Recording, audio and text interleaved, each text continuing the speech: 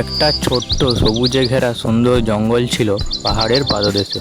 সেখানে গাছপালার ছায়ায় বাস করত নানা রকম পশু পাখি।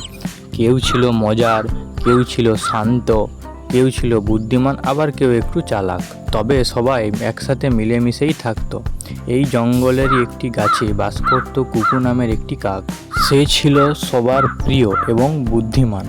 সে গান গাইতে ভালোবাসতো, এমনকি সে রোজ সকালে গাছের ডালে বসে গান গাইতো। সেই দিনটা ছিল এক রৌদ্রোজ্জ্বল সকাল। কাক একটি রুটি মুখে নিয়ে গাছের ডালে বসে গান গাইছিল। পাশেই ছিল কাঁঠাল গাছে বসে থাকা এক টুটি টিয়া। সে হঠাৎ দেখতে পেল দূরের একটা ঝোপের মধ্যে কি যেন চলাফেরা করছে। আর সেই জঙ্গলেই বাস করত ভোলা নামের এক কুকুর। সে ছিল খুব লোভী এবং চালাক।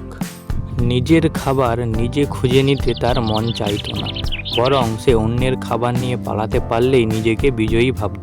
সকালে খালি পেটে গুহা থেকে বের হয়ে ভোলা চারিদিকে খাবারের খোঁজ করছিল। ভোলা বলছে, আগের দিন তো বেশ ভালোই খাবার জুটে গিয়েছিল, আজকে কার খাবার খাবো, দেখি চারিদিকে কোথাও পাওয়া যায় কিনা। এই ভেবে ভোলা একটু হেঁটে এগিয়েই কাকের গাছে চোখ ফেললো আর দেখতে পেল কাকের মুখে একটা মিষ্টি রুটি। সে তখন ভাবলো, আমি যদি এই রুটিটা খেতে পারতাম তাহলে খুব ভালো হতো। ভোলা একটু ভেবে নিজেকে বলল, চোর হয়ে খাবার নেওয়াটা কোনো সম্মানের বিষয় নয়, বরং মিষ্টি কথাই যদি বের করে নিতে পারি সেটা তো আরও ভালো হয়। তাহলে যাই, চেষ্টা করে দেখি। ভোলা কুকুর গাছের নিচে গিয়ে একরাশ মুখে হাসি নিয়ে বলল, কি হে কাক ভাই, কেমন আছো? কাক বলল, ভালো আছি শিয়াল ভাই। বুঝলে কাক ভাই, তোমার গান না শুনলে আমার দিনই কাটে না, তোমার গলা শুনলে আমার মনটা ভরে যায়, একটা গান করো কাক ভাই। কাক তখন কুকুরের চালাকি বুঝতে পারল যে সে কি ফাঁদ পেতেছে, কারণ গত সপ্তাহেও সে এমনই কাজ করেছিল। গত সপ্তাহে সে তার বিস্কুট কেড়ে নিয়েছিল। কিন্তু কাক এবার প্রস্তুত। কাক মুচকি হেসে রুটিটা গাছের কাঁটায় আটকে রেখে বলল, তুমি যদি গান শুনতে চাও তাহলে শোনো, তবে এবার আমি হাত খালি রাখবো। এই বলে সে গান গাইতে শুরু করলো। ভোলা কুকুর গাছের তলায় মুখ হাঁ করে বসে রইল, ভাবলো রুটিটা পড়বে, কিন্তু চোখে মুখে বিরক্তি নিয়ে বলল, আরে রুটি তো পড়ছে না, তুমি তো রুটিটা আটকে রেখেছো। তখন কাক হেসে বলল, তুমি তো গান শুনতে চেয়েছিলে, তাহলে রুটির চিন্তা করছো কেন? এদিকে কাক আর ভোলা কুকুর তর্কাতর্কিতে ব্যস্ত, আর অন্যদিকে টুটি টিয়া ছুটেছে সবাইকে খবর দেওয়ার জন্য। সব কিছুর গোপন সাংবাদিক ছিল টুটি টিয়া।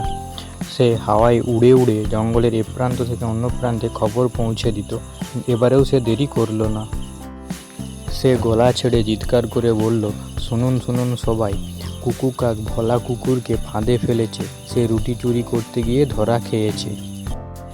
তখন বুবু বানর সঙ্গে সঙ্গে তার ঢোল বাজাতে লাগলো, ঠুম ঠুম ঠুম। সবাই চলে এসে মামা হাতির বিচার সভা বসেছে।